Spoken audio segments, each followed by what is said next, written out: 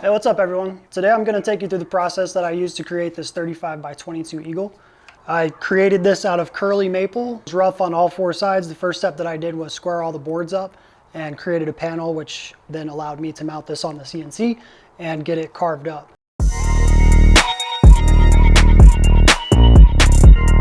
So the first thing I need to do before I get started with this carve, I need a panel. The panel I'm going to make is 36 inches by 26 inches. This is going to give me enough room on the X and Y to clamp down the workpiece without having to worry about the carving getting messed up by the clamps. So I'm going to go ahead and get these measured up. This is some hard curly maple that I found on sale. Hopefully it carves all right. We're going to find out. So these are all 6 feet long. This one is 5 inches wide, 5 inches wide, and this one is 6 inches wide. So what I'm actually going to do is I'm going to go ahead and rip the 6-incher in half, and then this piece will be the top, and the other half will be the bottom piece on the panel. So let's go ahead and get them measured up. 36.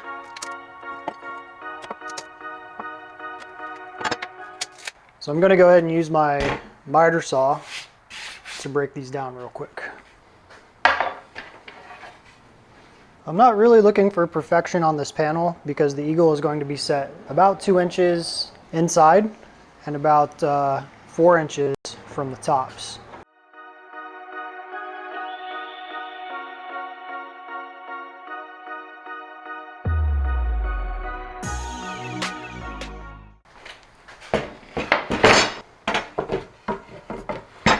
So what I've got now is 36-inch pieces and some 36.75-inch pieces. I'm going to go ahead and take these 6-inch wide pieces over to the table saw and I'm going to rip them right down the middle. Now this isn't going to be a perfect straight down the middle cut. It won't be a squared up edge because I haven't face planed it yet. Let it sit there for a second on accident. These burn marks are going to happen when you do that.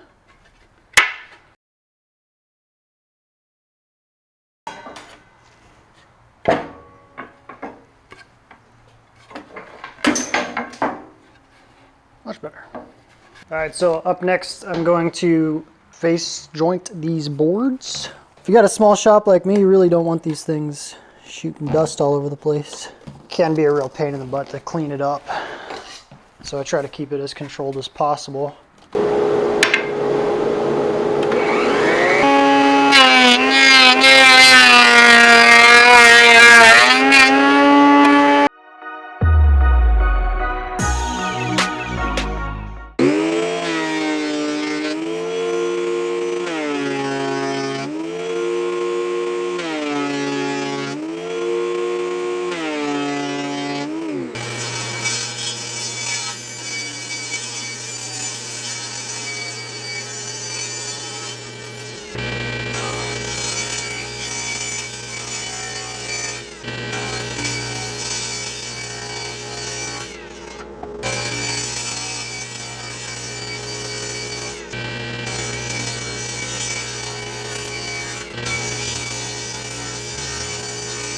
All right, so I finished all my boards. Everything's all squared up. So now what I need to do is decide on a pattern that makes sense here, and then I'll go ahead and get them glued up and clamped up here for the night. Curly maple has all of these really cool camouflage looking marks in it. So I may just go based on that and not the actual grain, or maybe a combination of both. But the grain is kind of all over the place on this wood. So I'm just gonna have to figure out what looks best. May even have to go with color.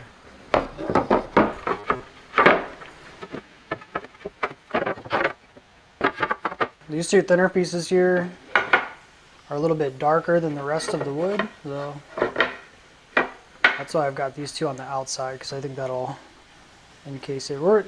These really aren't even going to be used because I have the eagle feet right here. So really, I just need to go ahead and get this. I think this looks pretty good. I'm going to go ahead and get this glued up. Well, actually,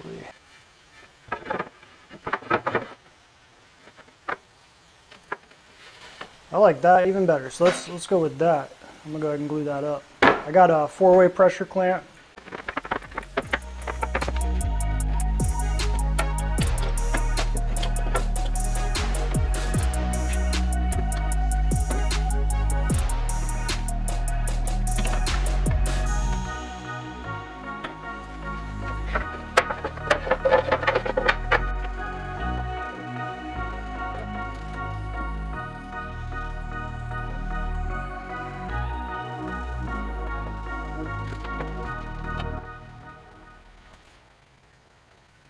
I like the old latex glove technique.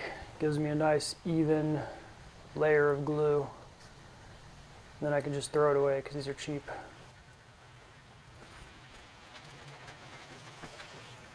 Not really worried about drips onto the surface because I'm going to be resurfacing the panel once I get it up onto the CNC anyway.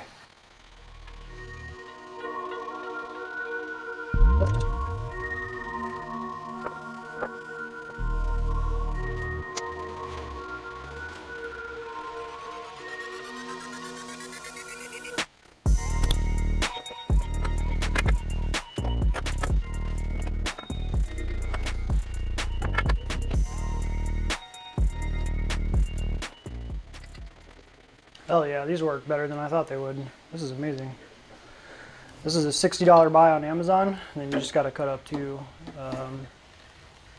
2x4s here, and you get 4 ways of pressure. Up and down, left and right. So this is really cool. I like that. For good measure, I'm just going to go ahead and throw on my long parallel clamps here.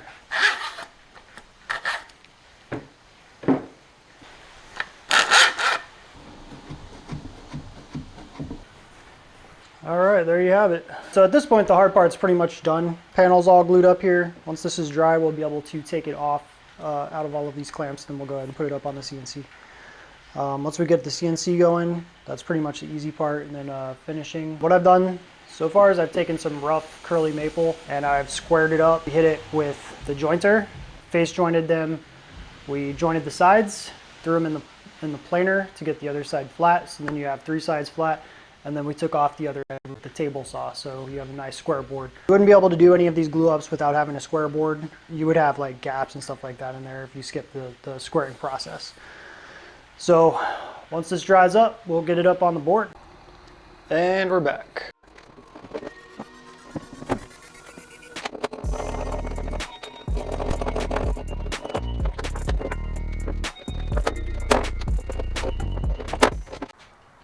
I'm actually going to use my Craig jig for this since I don't have a sled yet for this table. That'll be another project coming up.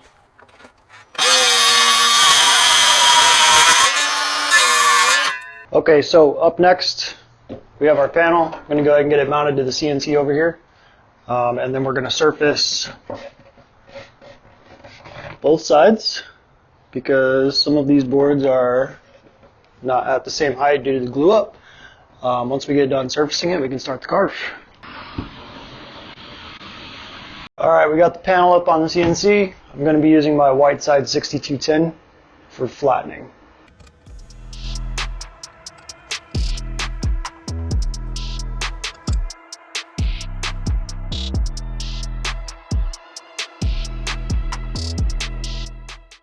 Okay, so I finished surfacing my panel.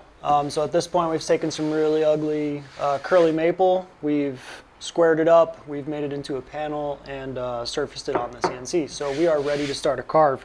Today I'm going to be using my downcut bit from Amana. This is the 46476 kilo 1/4 inch downcut bit. Pretty excited to use this. This is the first time I'm going to be using this. This is going to be for the finishing pass, so it'll save me a lot of time compared to the 1/8 inch. And then for the roughing path, I'm going to use this 1/4 inch Jenny compression bit. So before we start carving, let's answer the question that I know everybody wants to know. What are the speeds and feeds? So here is my file. I have 3 tool paths set up. One machine relief tool path, which includes both the roughing and the finishing passes.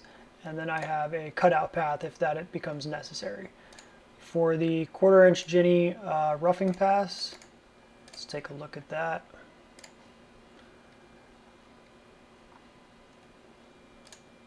So on the 1/4 inch Jenny, I have a step over of 0.1, a step down of 0.125, feed rate is 120, and plunge rate is 90.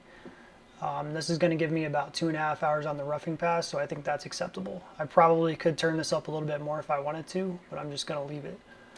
For the downcut on the finishing pass, I have a step over of 0.025, which is really important to bring out the details that I want out of this eagle. The step down, 0.25, feed rate at 180 and plunge rate at 90. So this is going to give me about a 6-hour carve for the finishing pass. I think that's acceptable for the level of detail that I want. And then on the 1/8 inch mini Jenny, I'm going to use for cutout. I'm not really too worried about this tool path. Feed rate 180, plunge rate 90. That'll get it cut out nice and quick. All right, we're going to go ahead and start the roughing pass. One thing that I did forget to do was reset the Z on this. Right now the Z is still set for the surfacing bit, so that if I started the machine like that, it would have punched straight through, because the 1/4 inch Jenny that I'm using is a lot longer. I'm going to go ahead and reset that, and then we'll get the roughing pass started.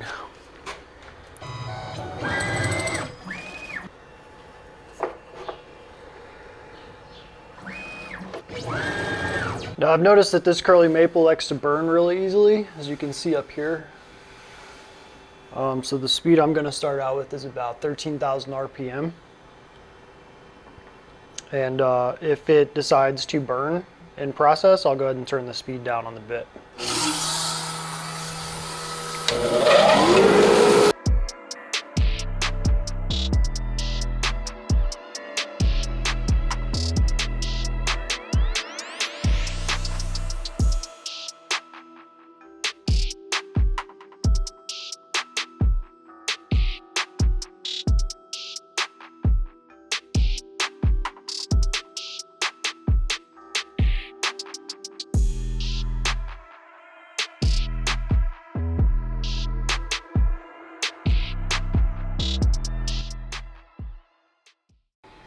All right, so we just finished the roughing pass.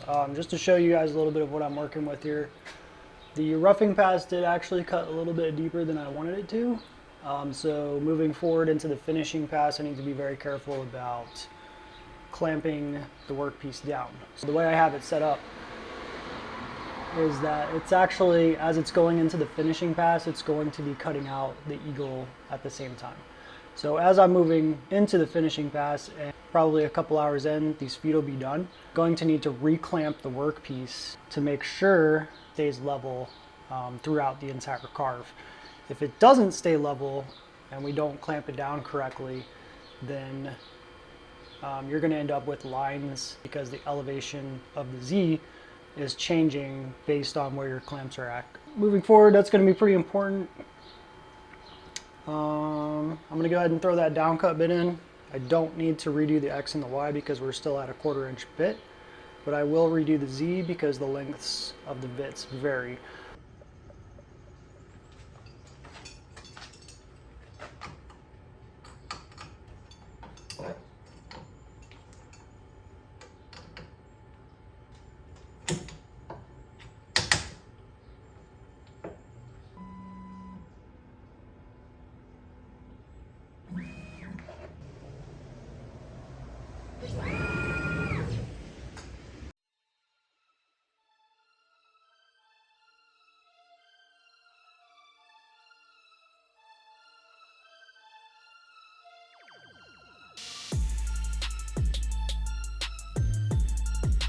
This little 1/8 inch mini Jenny right here is perfect for all of my cutouts. I use this to cut out everything.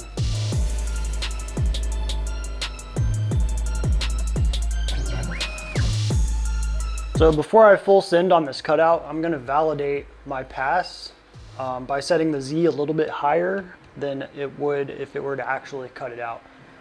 This way I can validate that the bit is doing what I want it to, and I'm not going to totally destroy this workpiece.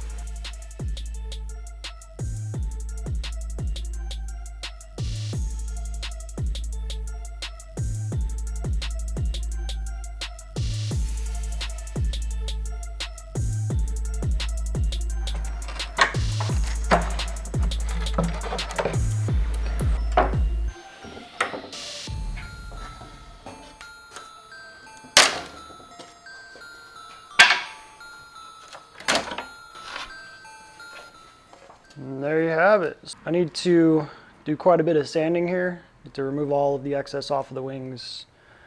All of this in here has got to get removed. Sand the rest of the top, and then I'll apply the finish.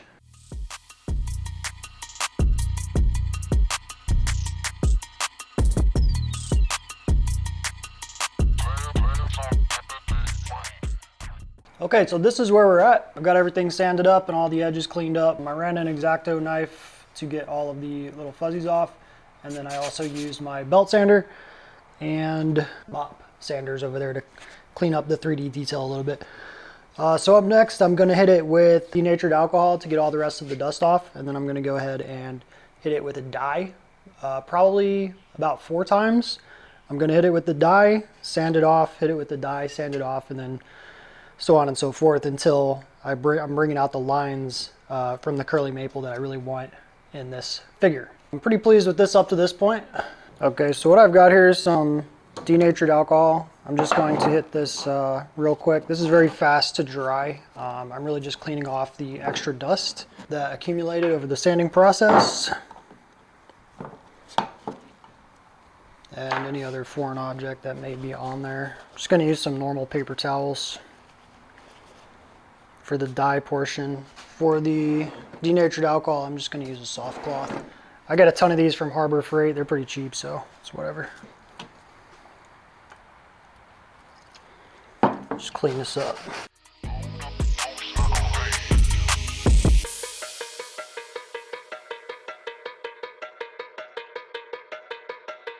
Now what I have here is some hot water and a Transfast 1 ounce of dye here. This color is Early American Maple. Just gonna put a tablespoon of this in the hot water and then mix it up until it's ready to go. You can eyeball that. You can really control the color with the amount of water that you're using versus dye and vice versa.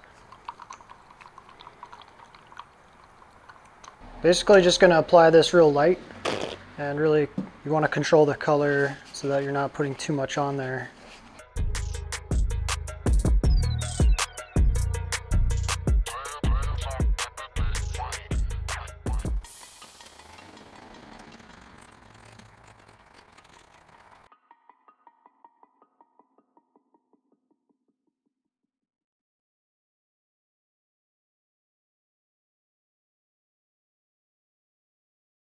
So I was going to apply another coat of dye, but I like this exactly where it's at right here.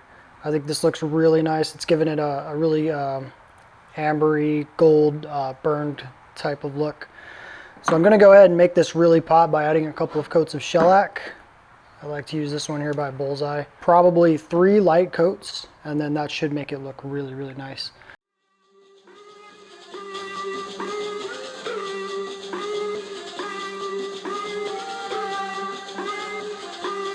That's the first coat. What I'm going to do now is go ahead and let this dry for about 1.5 hours, and then I'll come back outside and put on the second coat.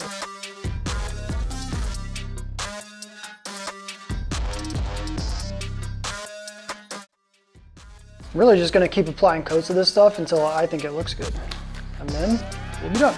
All right, so this is coat number 2. We had the power go out a second ago. We're in a storm right now, so I went ahead and finished this up by way of flashlight, and then went ahead and got the generator going. Moving on to coat 3, you can see we're picking up a really nice semi-gloss looking finish. I love the way this is coming together. In between coats, I'm hitting it with a 240 sanding mop here. We're going to be good at 3 coats, but let's just finish it up and see how it looks.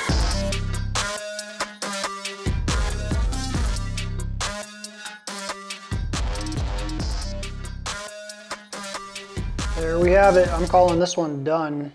This is the 3rd coat.